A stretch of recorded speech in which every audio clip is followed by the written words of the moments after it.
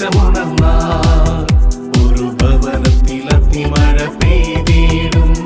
പരിശുദ്ധാത്മാവേ കൃപ ചൊരിയണമേ, പരിശുദ്ധാത്മാവേ ശക്തി പകരണമേ. നിങ്ങളുടെ നിയോഗം ഒന്ന് മനസ്സിലോർത്തെ. എന്തിനു വേണ്ടിയാണ് ഈ ശുശ്രൂഷയിൽ ഞാൻ പങ്കെടുക്കുന്നത്? ഇത് വെറുതെ കാണാനുള്ളൊരു ശുശ്രൂഷയല്ലല്ലോ, മറിച്ച് ദൈവം നമ്മുടെ ജീവിതത്തിൽ വ്യക്തിപരമായി ഇടപെടുന്ന ഒരു സമയമാണ്. അതുകൊണ്ട് എന്താണ് നിന്റെ ജീവിതത്തിൽ ദൈവം ഇടപെടേണ്ട മേഖല? അതൊരു നിയോഗമായിട്ട് പരിശുദ്ധ അൾത്താരയിലേക്ക് സമർപ്പിക്കുക. ദൈവമേ, ഇന്നത്തെ ഈ ശുശ്രൂഷ സമയത്ത് ഞാനിത് പങ്കെടുക്കുന്നതിൻ്റെ ഭാഗമായി എൻ്റെ ജീവിതത്തിൽ അത്ഭുതകരമായി അങ്ങ് പ്രവർത്തിക്കണമേ. നമ്മുടെ നിയോഗങ്ങൾ പരിശുദ്ധ അൾത്താരയിലേക്ക് സമർപ്പിക്കുക. കരങ്ങൾ കൂപ്പി കണ്ണുകൾ അടച്ചുകൊണ്ട് ദിനവൃത്താന്തത്തിൻ്റെ 1-ാം പുസ്തകം 4-ാം അധ്യായം 10-ാം തിരുവചനം, ഇത് ഈ ശുശ്രൂഷ സമയത്ത് ദൈവത്തിൻ്റെ ആത്മാവ് നമുക്ക് സമ്മാനിക്കുന്ന ഒരു അത്ഭുത വചനമാണ്. നമ്മുടെ നിയോഗത്തോട് ചേർന്ന് ഈ പ്രാർത്ഥന ഒന്ന് ഏറ്റുചൊല്ലി പ്രാർത്ഥിക്കുക. ദൈവമേ, ദൈവമേ, അങ്ങെന്നെ അനുഗ്രഹിച്ച് എൻ്റെ അതിരുകൾ വിസ്തൃതമാക്കണമേ. അങ്ങയുടെ കരം എന്നോടുകൂടെ ആയിരിക്കുകയും വിപത്തുകളിൽ എന്നെ കാത്തുകൊള്ളുകയും ചെയ്യണമേ. അവന്റെ പ്രാർത്ഥന ദൈവം കേട്ടു, ദൈവം കേട്ടു, ദൈവം കേട്ടു. ആമേൻ. കണ്ണു തുറന്ന് കരങ്ങൾ കൂപ്പി സന്തോഷത്തോട് പറഞ്ഞേ ആമേൻ, ആമേൻ. ബൈബിള് വചനം പറയുന്നു, അവന്റെ പ്രാർത്ഥന ദൈവം കേട്ടു എന്ന് പറഞ്ഞാൽ നമ്മൾ സമർപ്പിച്ച നിയോഗം ദൈവം കേട്ടു. Hallelujah, hallelujah. വിശുദ്ധ ഗ്രന്ഥത്തിൽ വർഷങ്ങൾക്ക് മുമ്പ് സംഭവിച്ച ഈ കാര്യം ദൈവം കേട്ടു എന്ന് എഴുതിയിട്ടുണ്ടെങ്കിൽ അതിൻ്റെ അർത്ഥം ഇന്നും പ്രാർത്ഥിക്കുന്ന ഓരോ വ്യക്തിയുടെയും നിയോഗത്തിൽ ദൈവം കേൾക്കുന്നു എന്നാണ് അതിൻ്റെ അർത്ഥം. അപ്പം അതുകൊണ്ട് വിശ്വസിക്കണം, എൻ്റെ പ്രാർത്ഥന ദൈവം കേട്ടു. ഒച്ചത്തിൽ പറഞ്ഞേ ആമേൻ, ആമേൻ, ആമേൻ. പ്രിയപ്പെട്ടവരെ, ഇപ്പോൾ നമ്മൾ പ്രാർത്ഥിച്ച ഈ പ്രാർത്ഥന കഴിഞ്ഞ നാളുകളിലൊക്കെ നിങ്ങൾ ശ്രദ്ധിച്ചാൽ മനസ്സിലാകും, അനേക കൺവെൻഷൻ ശുശ്രൂഷ മേഖലകളിൽ, ധ്യാന കേന്ദ്രങ്ങളിൽ ആവർത്തിച്ച് ആവർത്തിച്ച് പ്രാർത്ഥിച്ച ഒരു വചനമാണ് ഇപ്പോൾ പരിശുദ്ധാത്മാവ് നമ്മുടെ മുമ്പിലേക്ക് സമ്മാനമായിട്ട് നൽകിയത്. ഇവിടെ ഇരിക്കുന്ന ഈ ശുശ്രൂഷയിൽ പങ്കെടുക്കുന്ന പലർക്കും ഈ വചനം അറിയാവുന്നതാണ്. അറിയാൻ പാടില്ലാത്തവർ ദയവ് ചെയ്ത് വേറെ ഒന്നും പഠിച്ചില്ലെങ്കിലും ഈ വചനം ഒന്ന് പഠിക്കണേ. കാരണം ഈ വചനം അത്രമേൽ ശക്തമായ ഒരു ദൈവിക സംരക്ഷണത്തിൻ്റെ, നിന്റെ പ്രാർത്ഥനയുടെ ഉത്തരം നൽകുന്ന ഒരു പ്രാർത്ഥനയാണ്. ശ്രദ്ധ പറഞ്ഞ ഹല്ലേലൂയ, ഹല്ലേലൂയ. അപ്പൊ ചിലരിപ്പോ ചിന്തിക്കുന്നുണ്ട് അത് ഏത് പ്രാർത്ഥനയാണ്? ഇപ്പൊ നമ്മൾ വായിച്ചത് അതൊന്ന് വായിക്കാവോ? ബൈബിൾ ഒന്ന് തുറന്നേ. ദിനവൃത്താന്തത്തിന്റെ 1-ാം പുസ്തകം 4-ാം അധ്യായം 10-ാം തിരുവചനം. അവൻ ഇസ്രായേലിന്റെ ദൈവത്തോട് പ്രാർത്ഥിച്ചു. അവൻ ഇസ്രായേലിന്റെ ദൈവത്തോട് പ്രാർത്ഥിച്ചു. കണ്ടോ, അവൻ ആരോട് പ്രാർത്ഥിച്ചു? ഇസ്രായേലിന്റെ ദൈവത്തോട് പ്രാർത്ഥിച്ചു. ആ പ്രാർത്ഥന എന്താണെന്ന് കേട്ടോളൂ. ദൈവമേ, അങ്ങെന്നെ അനുഗ്രഹിച്ച് എന്റെ അതിരുകൾ വിസ്തൃതമാക്കണമേ. അങ്ങയുടെ കരം എന്നോട് കൂടെ ആയിരിക്കുകയും വിപത്തുകളിൽ എന്നെ കാത്തുകൊള്ളുകയും ചെയ്യണമേ. അവന്റെ പ്രാർത്ഥന ദൈവം കേട്ടു. Hallelujah, hallelujah. ഇത് അത്രമേൽ ശക്തമായ ഗ്യാരണ്ടി ഉള്ളൊരു പ്രാർത്ഥനയാണ്. വിശുദ്ധ ഗ്രന്ഥത്തിൽ ചില സ്ഥലങ്ങളിൽ മാത്രമേ ഈ ദൈവം പ്രാർത്ഥന കേട്ടു എന്ന് എഴുതിയിട്ടുള്ളൂ. പ്രാർത്ഥിച്ചെന്ന് എഴുതിയിട്ടുണ്ട്, പക്ഷെ പ്രാർത്ഥന കേട്ടു എന്നുള്ള ഗ്യാരണ്ടിയുള്ളൊരു പ്രാർത്ഥനയാണ്. പല പ്രാർത്ഥനകളും നിങ്ങൾക്ക് പരിചയം ഉണ്ടാവും. ഈ വചനം ഉണ്ടല്ലോ, ഇത് അത്രമേൽ ഗ്യാരണ്ടി ഉള്ളൊരു കാര്യമാണ്. നിങ്ങളുടെ ജീവിതത്തിൽ ഇന്ന് കടന്നു പോകുന്ന ഏത് വിഷയത്തിലും പ്രാർത്ഥിക്കാൻ പറ്റിയൊരു പ്രാർത്ഥനയാണെന്ന്. അതാണ് ഈ പ്രാർത്ഥനയുടെ ഒരു ബ്യൂട്ടി എന്ന് പറയുന്നത്. ഇത് നമ്മൾ പ്രാർത്ഥിച്ചാൽ, ഈ വചനം പറഞ്ഞുകൊണ്ടിരുന്നാൽ ഇത് നമ്മിൽ സംഭവിക്കും. എന്താണ് വചനം പറയുന്നത്? അവൻ ഇസ്രായേലിന്റെ ദൈവത്തോട് പ്രാർത്ഥിച്ചു. 4 പ്രധാനപ്പെട്ട കാര്യങ്ങളാണ് അവൻ പ്രാർത്ഥിച്ചത്. ഒന്നാമത്തെ കാര്യം, ദൈവമേ അങ്ങെന്നെ അനുഗ്രഹിക്കണം. ഹല്ലേലൂയാ, ഹല്ലേലൂയാ. ഒന്നാമത്തെ കാര്യം എന്താ? അങ്ങെന്നെ അനുഗ്രഹിക്കണം. അങ്ങനെ അനുഗ്രഹിച്ച് എൻ്റെ അതിരുകൾ വിസ്തൃതമാക്കണമേ, എൻ്റെ അതിരുകൾ വിശാലമാക്കണമേ. രണ്ടാമത്തെ കാര്യം, എൻ്റെ അതിരുകൾ, എൻലാർജ് മൈ ബൗണ്ടറീസ്, അല്ലേ? അതായത് എൻ്റെ അതിരുകൾ വിശാലമാക്കണമേ. മൂന്നാമത്തെ കാര്യം, അങ്ങയുടെ കരം എന്നോടുകൂടെ ആയിരിക്കണം. അങ്ങയുടെ കരം എന്നോടുകൂടെ ആയിരിക്കണം. നാലാമത്തെ കാര്യം, വിപത്തുകളിൽ എന്നെ കാത്തുകൊള്ളുകയും ചെയ്യണമേ. പ്രൈസ് ദി ലോർഡ്, ഹല്ലേലൂയാ. വലതുകരം ഒന്ന് ഉയർത്തിപ്പിടിച്ചേ.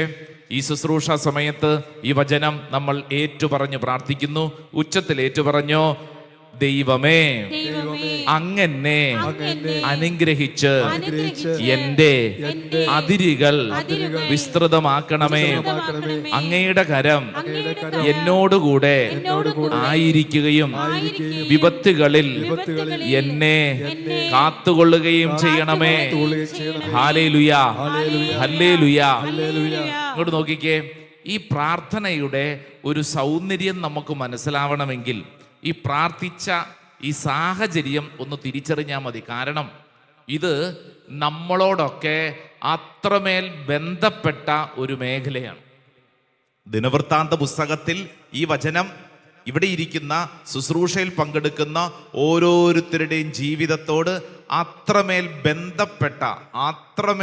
ബന്ധപ്പെട്ട കേട്ടോ. ഇവിടെ ഇരിക്കുന്ന ഓരോരുത്തരും ശ്രദ്ധിച്ചോണം. ചിലർ ചിന്തിക്കും, ഇതും എൻ്റെ ജീവിതവുമായിട്ട് എന്ത് ബന്ധമുണ്ടെന്ന്. ബന്ധമുണ്ട്. ഓരോരുത്തരും ശ്രദ്ധിച്ച ആ വചനം ഒന്ന് പഠിച്ചാൽ മതി. ഇത് മനസ്സിലാക്കണമെങ്കിൽ ഇത് 10ാമത്തെ വചനമാണ്.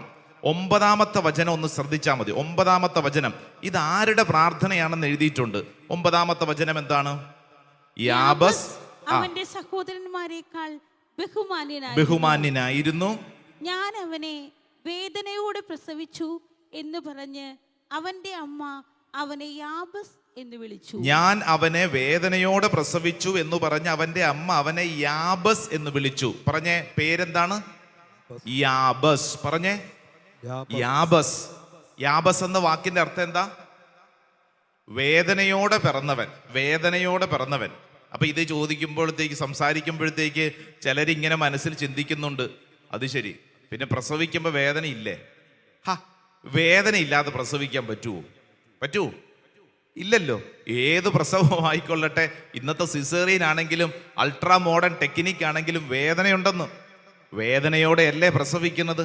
അപ്പോൾ പിന്നെ എന്താണാവോ ഈ വചനത്തിന്റെ അർത്ഥം? ഈ യാബസിന് എന്താ ഇത്ര പ്രത്യേകത? വേദനയോടെ, അല്ലേ? വേദനയോടെ പ്രസവിച്ചു എന്ന് പറഞ്ഞ് അവന്റെ അമ്മ അവനെ യാബസ് എന്ന് വിളിച്ചു. പ്രൈസ് ദി ലോർഡ്, ഹല്ലേലൂയാ. പേരെന്താണ്? അവന്റെ വാക്കിന്റെ അർത്ഥം എന്താണ്? വേദനയോടെ പ്രസവിച്ചു. വേദനയോടെ. എൻ്റെ പ്രിയപ്പെട്ട സഹോദരങ്ങളെ, ഇപ്പോൾ ഇവിടെ എഴുതി വച്ചിരിക്കുന്ന ഈ വേദനയോടെ പ്രസവിച്ചു എന്ന് എഴുതിയിരിക്കുന്നത് വെറും ശാരീരികമായിട്ടുള്ള ഒരു വേദനയെക്കുറിച്ചല്ലെന്ന്. ഇപ്പൊ ഒരു കുഞ്ഞിന് ജന്മം കൊടുക്കുമ്പോൾ ഒരമ്മ കടന്നു പോകുന്ന വേദന, ആ വേദന ഒരു കുഞ്ഞ് ശരീരത്തിന്റെ ഭാഗമാണ്. അത് ഉദരത്തിൽ നിന്ന് പുറത്തോട്ട് വരുമ്പോഴുള്ള വേദന. ആ ഒരു ഫിസിക്കൽ പെയിനെ കുറിച്ചല്ല ബൈബിള് പറഞ്ഞിരിക്കുന്നത്. അങ്ങനെ ചിന്തിച്ചു കഴിഞ്ഞാൽ നമുക്കിതിന് അർത്ഥം മനസ്സിലാവില്ല. അതിനേക്കാൾ അപ്പുറം ഈ അമ്മ പറയുകയാണ്, ഞാൻ ഈ കുഞ്ഞിനെ വേദനയോടെയാണ് ഉദരത്തിൽ കൊണ്ടു നടന്നത്. ഞാൻ അത്രമേൽ മാനസികമായി, ശാരീരികമായി എൻ്റെ ചുറ്റുവട്ട സാഹചര്യങ്ങൾ ഞാൻ വേദനിച്ചിരിക്കുകയാണ്, ഞാൻ വിഷമിച്ചിരിക്കുകയാണ്. പ്രൈസ് ദി ലോർഡ്, ഹല്ലേലൂയാ, ഹല്ലേലൂയാ. അപ്പൊ ഒരമ്മ അത്രമേൽ വിഷമം, ഒരു കുഞ്ഞിന്റെ ജന്മത്തോട് ബന്ധപ്പെട്ട് അത്രമേൽ ഈ അമ്മ കടന്നു പോകുന്നു. അതുകൊണ്ടാണ് ഈ അമ്മ ഈ കുഞ്ഞിന് പേരിട്ടത് വേദനയോടെ പിറന്നവൻ, വേദനയുടെ മകൻ, വേദനയോടെ പിറന്നവൻ. ഇവിടെ ഇരിക്കുന്ന ഓരോരുത്തരും ശ്രദ്ധിച്ചോ, നമ്മുടെ കുടുംബത്തിലും വ്യക്തി ജീവിതത്തിലും നമ്മൾ കടന്നു പോകുന്നതും ഇതേ വേദന തന്നെയാണ്. ശാരീരികമായ വേദനയാണോ മാനസികമായ വേദനയാണോ വേദന കൂടുതൽ ഉണ്ടാക്കുന്നത്? ശാരീരികമല്ല, മാനസികമായ വേദനയാണ്. ഉള്ളിൽ അനുഭവിക്കുന്നത് പുറത്തൊരു മനുഷ്യന് പോലും മനസ്സിലാക്കാൻ പറ്റാത്തവണ്ണം ഉള്ളിൽ അനുഭവിക്കുന്ന വിഷമം, അതാണ് ഏറ്റവും വലിയ വേദന. അപ്പൊ ഈ അമ്മ പറയുകയാണ്, ഞാനൊരു കുഞ്ഞിന് ജന്മം നൽകി, ഈ കുഞ്ഞിന്റെ അവസ്ഥ എന്താണെന്നറിയോ? ഇത് വേദനയുടെ പുത്രനാണ്, വേദനയോടുകൂടെയാണ്. വേദന, ഇവന്റെ ജീവിതം മുഴുവൻ വേദനയാണ്, സങ്കടമാണ്. പക്ഷെ അവനെ കുറിച്ചൊരു കാര്യം പറഞ്ഞിട്ടുണ്ട്. ആദ്യത്തെ വചനം, യാബസ് അവന്റെ സഹോദരന്മാരെക്കാൾ ബഹുമാന്യനായിരുന്നു. യാബസിനെ കുറിച്ച് പറയാം. കാര്യം ഇവനുണ്ടല്ലോ, ഇവന് ഒത്തിരി വേദനകളും ഒത്തിരി വിഷമങ്ങളൊക്കെ ഉണ്ടെങ്കിലും ഇവൻ കൊള്ളാവുന്ന ഒരുത്തനായിരുന്നു. മറ്റ് സഹോദരങ്ങളെക്കാൾ കൊള്ളാവുന്ന ഒരുത്തനായിരുന്നു. ആര്? യാബസ്. മറ്റുള്ളവരെ പോലെയല്ല, അവൻ ബഹുമാന്യനായിരുന്നു, അവൻ കൊള്ളാവുന്ന ഒരുത്തനായിരുന്നു. Praise the lord, hallelujah. സാധാരണഗതിയിൽ സംഭവിക്കുന്നത് എന്നതാ, ഇങ്ങനെ വേദനയോടെ പിറന്നു വീഴുന്ന പലരും ആ വേദന മറ്റുള്ളവർക്ക് കൊടുത്തുകൊണ്ട് അവരുടെ ജീവിതം വളരെ അപഹാസ്യമായി മാറാറുണ്ട്. നമ്മുടെയൊക്കെ കുടുംബത്തിലും ചുറ്റുവട്ടത്തും ഇഷ്ടം പോലെ ഉദാഹരണം ഉണ്ടാവും, ഇല്ലേ? അതായത് വിഷമത്തിൽ നിന്ന് വരുന്ന ഒരുത്തനാണെങ്കിൽ അവൻ എന്ത് ചെയ്യും? ആ വിഷമം മുഴുവൻ അവൻ്റെ സ്വഭാവത്തിൽ അവൻ കാണിക്കും. അങ്ങനെയല്ലേ? 18 വയസ്സ് കഴിഞ്ഞിട്ടുള്ളൊരു ചെറുക്കൻ, 18 വയസ്സ് കഴിഞ്ഞിട്ടുള്ളൂ, മിടുക്കൻ ചെറുക്കനായിരുന്നു, ഓൾട്ടർ ബോയ് ആയിരുന്നു. ഇപ്പൊ അവന്റെ സ്വഭാവം തലതിരിഞ്ഞു. എന്നിട്ട് ഇപ്പൊ അവന്റെ അവസ്ഥ എന്താണെന്നറിയാവോ? അവൻ കുറെ കൂട്ടുകാർ, ഇവന്റെ കൂട്ടുകാരുടെ പ്രത്യേകത, അതാണ് എന്നെ അത്ഭുതപ്പെടുത്തിയ കാര്യം. ഇവന്റെ കൂട്ടുകാരെല്ലാം 35 വയസ്സിന് മുകളിലുള്ളവരാണ്. 18 വയസ്സുകാരൻ്റെ കൂട്ടുകാർ മുഴുവൻ 35-ന് മുകളിലുള്ളവർ എന്ന് പറഞ്ഞാൽ വലിയ ആളുകളാണ്. അവരുടെ കൂടെയാണ് ഇവന്റെ കറക്കം മുഴുവൻ. ഈ 18 വയസ്സുകാരൻ അവരുടെ കൂടെയാണ്. ഇവര് കാണിക്കുന്ന തെമ്മാടിത്തരം മുഴുവൻ ഇവരുടെ കൂടെ നടന്ന് കള്ളുകൂടി, കഞ്ചാവ് വലി, മയക്കുമരുന്ന്, അടിപിടിപ്പ് കേസ്, 18 വയസ്സ് കഴിഞ്ഞിട്ടുള്ളെന്ന് ഈ മുതിർന്നവരുടെ കൂട്ടത്തിലാണ് നടപ്പ് മുഴുവൻ. അവരാണെങ്കിൽ ഇവനെ കൈകാര്യം ചെയ്തുകൊണ്ടിരിക്കും. എങ്ങനെ? അവർക്ക് വേണ്ടി ഇവനെ കരുവാക്കിക്കൊണ്ടിരിക്കുന്നു. ഒരു കേസിനോട് ബന്ധപ്പെട്ടാണ് നമ്മുടെ കസ്റ്റഡിയിലോട്ട് ഈ കക്ഷിനെ കിട്ടുന്നത്. അപ്പൊ ഞാൻ ഈ സംസാരിച്ചു വന്നപ്പോഴത്തേക്ക് അമ്മ കരഞ്ഞോണ്ട് പറയുക, അച്ഛാ ഇവൻ ഇങ്ങനെ ആയില്ലെങ്കിലല്ലേ അത്ഭുതമുള്ളൂ. ഞാൻ ചോദിച്ചു, അതെന്താ അങ്ങനെ? അച്ഛാ ഇവന്റെ അപ്പൻ ഇതിനേക്കാളും വൃത്തികെട്ട സ്വഭാവ, ഇപ്പൊ കിടപ്പ. അച്ഛാ ഇവന്റെ അപ്പനുണ്ടല്ലോ ഇതിനേക്കാളും മോശ, കിടപ്പ വീട്ടിലുണ്ട്, പക്ഷെ അച്ഛാ ഇതിനേക്കാളും മോശമായിരുന്നു. എന്തു മനസ്സിലായി? ഇവൻ വളർന്നു വന്ന സാഹചര്യത്തിൽ ഇവൻ കണ്ടതും കേട്ടതും ഇങ്ങനെയാണെന്ന്. അങ്ങനെ കണ്ടതും കേട്ടതും കൊണ്ട് ഇപ്പോൾ ഇവൻ മറ്റുള്ളവർക്ക് സമ്മാനിക്കുന്നത് എന്താ? ഇവന്റെ ഉള്ളിലുള്ളത് മറ്റുള്ളവർക്ക് സമ്മാനിക്കുന്നു. അതല്ല ഇന്ന് നമുക്ക് സംഭവിക്കുന്നത്. യാബസിനെ കുറിച്ച് പറയുന്നു, യാബസ് അങ്ങനെയല്ലായിരുന്നു. നോക്കിക്കേ, യാബസ് അങ്ങനെയല്ലായിരുന്നു. യാബസ് കൊള്ളാവുന്ന ഒരുത്തനായിരുന്നു. അവന്റെ ജീവിതത്തിൽ മൊത്തം വേദനയാണ്, വിഷമങ്ങളാണ്. പക്ഷേ അവൻ അങ്ങനെയല്ലായിരുന്നു. അവൻ ദൈവത്തോട് അങ്ങേയറ്റം സ്നേഹമുള്ള ഒരുത്തനായിരുന്നു. വലതുകര ഉയർത്തി പറഞ്ഞ ഹല്ലേലൂയാ, ഹല്ലേലൂയാ.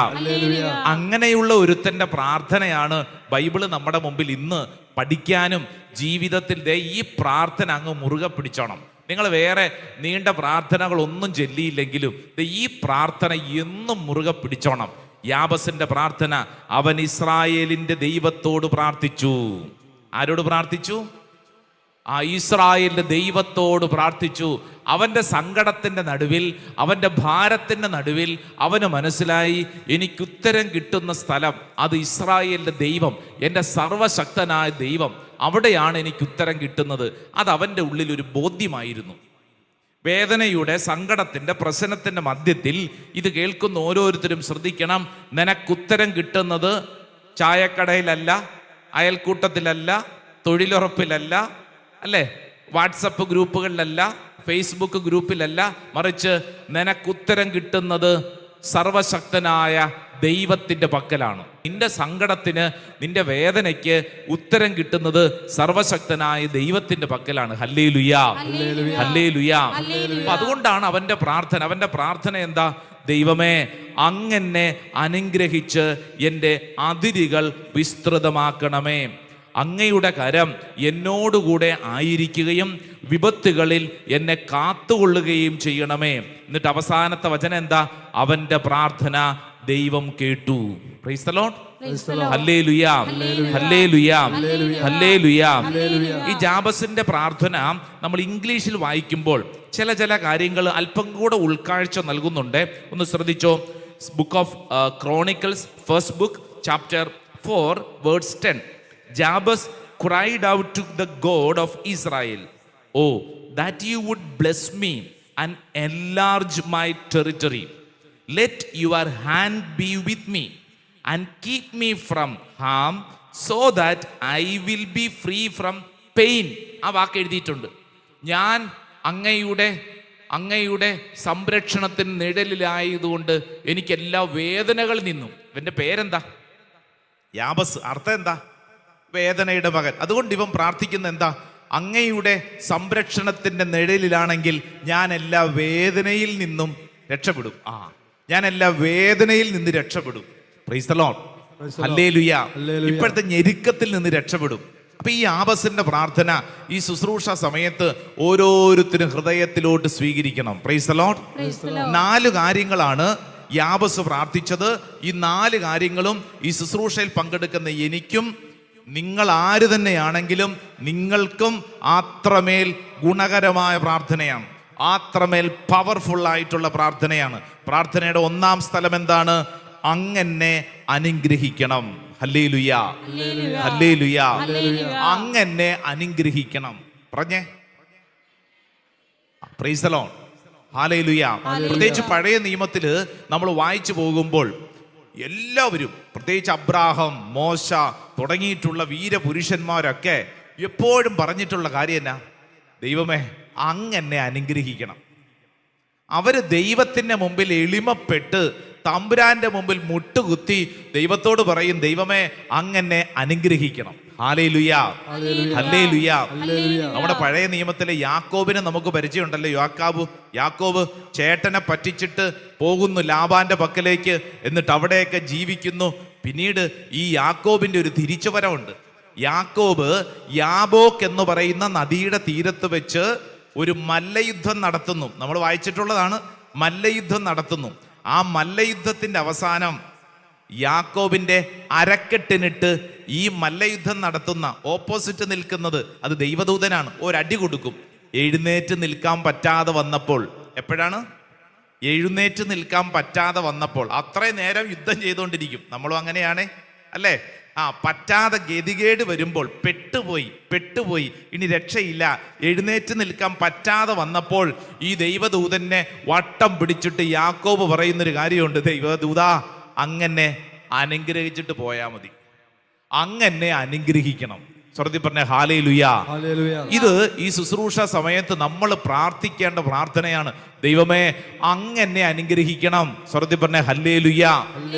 നിന്റെ അധ്വാനത്തിന് ഫലം കിട്ടുന്നത് ദൈവത്തിന്റെ അനുഗ്രഹമുള്ളപ്പോഴാണ്, അല്ലേ? നിങ്ങളിപ്പോൾ അധ്വാനിച്ച് കുറെ പൈസ കയ്യിൽ കിട്ടി. ഈ പണം നന്നായി ഉപയോഗിക്കാനുള്ള കൃപ അത് ദൈവം തരും. ഇല്ലെങ്കിൽ എന്ത് പറ്റും? ഈ കിട്ടിയ പണം മുഴുവൻ കുറെ പേരെ കണ്ടിട്ടില്ലേ, ആശുപത്രി കൊണ്ട് ചെലവഴിച്ച് തീർന്നു. അവർക്ക് ദൈവാനുഗ്രഹത്തെക്കുറിച്ചൊന്നും ഒരു ചിന്തയില്ല. ദൈവം അനുഗ്രഹിക്കും. റോമാക്കാർക്കെഴുതിയ ലേഖനം 9-ാം അധ്യായം 16-ാം തിരുവചനം അറിയാവുന്ന വചനമാണോ? ഒന്ന് പറഞ്ഞേ. റോമൻസ് ചാപ്റ്റർ 9 വേഴ്സ് 16, 9-16 എന്താണ്? എന്നാൽ മനുഷ്യന്റെ ആഗ്രഹമോ പ്രയത്നമോ അല്ല, മറിച്ച് ദൈവത്തിന്റെ ദയാണ് എല്ലാറ്റിൻ്റെയും അടിസ്ഥാനം. വിശ്വസിച്ചോണം. നിന്റെ അധ്വാനമൊക്കെ കൊള്ളാം, നിന്റെ കുടുംബഭാര്യം കൊള്ളാം, നിന്റെ ആൾബലം കൊള്ളാം, നിന്റെ രാഷ്ട്രീയം കൊള്ളാം, നീ നാട്ടിൽ അതാണ് ഇതാണ് കൊള്ളാം. പക്ഷേ നിനക്ക് സമാധാനം വേണോ അനുഗ്രഹം വേണോ അത് ദൈവത്തിൽ നിന്നേ കിട്ടുകയുള്ളൂ. മനുഷ്യർക്ക് ലോകത്തിന് ഇത് നമുക്ക് നൽകാൻ പറ്റത്തില്ല. ആമേൻ, ആമേൻ. അടുത്തിരിക്കുന്ന ആളോടൊന്ന് പറഞ്ഞേ, ദൈവാനുഗ്രഹം വേണം. പറഞ്ഞു കൊടുത്തേ, ദൈവാനുഗ്രഹം വേണം. ദൈവാനുഗ്രഹം വേണം. Price the lord. ഹല്ലേലൂയ. അപ്പൊ ദൈവ അനുഗ്രഹം ഇത് പ്രധാനപ്പെട്ട. അപ്പോ യാബസ് ബുദ്ധിമാനാണ്. യാബസ് ഈ ഞെരുക്കത്തിൻ്റെ ഇടയിൽ യാബസിന് മനസ്സിലായി, ഇനി നാട്ടുകാരുടെ കയ്യിൽ നിന്നും വീട്ടുകാരുടെ കയ്യിൽ നിന്നും എനിക്ക് ആശ്വാസം ഒന്നും കിട്ടാൻ പോണില്ല. അതുകൊണ്ട് ദൈവമേ അങ്ങനെ അനുഗ്രഹിച്ച്. രണ്ടാമത്തെ കാര്യം എന്താണ്? എൻ്റെ അതിരുകൾ വിശാലമാക്കണം. ആമേൻ, ആമേൻ, ആമേൻ, ആമേൻ, ആമേൻ. ആമേൻ. പറഞ്ഞ ദൈവത്തോട്, ദൈവമേ അങ്ങന്റെ അതിരുകൾ വിശാലമാക്കണം. ഒന്നും കൂടെ പറഞ്ഞേ, ദൈവമേ ദൈവമേ അങ്ങന്റെ അങ്ങന്റെ അതിരുകൾ വിശാലമാക്കണം. വിശാലമാക്കണം. എൻലാർജ് മൈ ബൗണ്ടറീസ്, അല്ലേ? അങ്ങന്റെ അതിരുകൾ വിശാലമാക്കണം. അപ്പൊ ഇവിടെ ഇരുന്ന് ദൈവത്തോട് പറയാണ്, ദൈവമേ അങ്ങന്റെ അതിരുകൾ വിശാലമാക്കണം. ഇത് പറഞ്ഞപ്പോൾ മനസ്സിൽ എന്താ തെളിഞ്ഞത്? ദൈവമേ എൻ്റെ വീടിൻ്റെ ആ പുറകു വശം അല്പം കൂടെ വിശാലമാക്കണം. ആ പുറയിലുള്ള 5 സെന്റ് സ്ഥലം കൂടെ ഇങ്ങോട്ട് കിട്ടണം, അല്ലേ?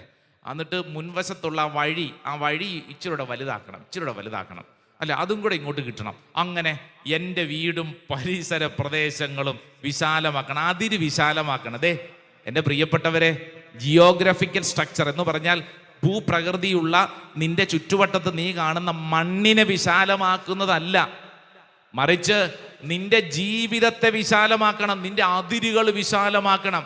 ഈ ഒതുങ്ങിക്കൂടി ഞാനിങ്ങനെയാണ്, ഇങ്ങനെ തന്നെ ആഴി, ഇങ്ങനെ തന്നെ ജനിച്ചു, എൻ്റെ വീട്ടിൽ വേദനയാണ്, എൻ്റെ അപ്പൻ ഇങ്ങനെയാണ്, ഞാനിങ്ങനെയാണ്, ജനിച്ചപ്പോഴേ ഇങ്ങനെയാണ്, ചൊട്ടയിലെ ശീലം ചുടല വരെ ഇങ്ങനെ ഞാൻ ചുടലെ മരിക്കുള്ളൂ, ഇങ്ങനെ പദം പറഞ്ഞുകൊണ്ടിരിക്കാനല്ലെന്ന്, മറിച്ച് ദൈവത്തോട് പ്രാർത്ഥിക്കണം, ദൈവമേ എൻ്റെ അതിരുകൾ വിശാലമാക്കണം. ദൈവം നിന്നെ ഉയർത്തുമെന്ന്. സ്വർഗ്ഗത്തിൽ പറഞ്ഞ ഹല്ലേലൂയ.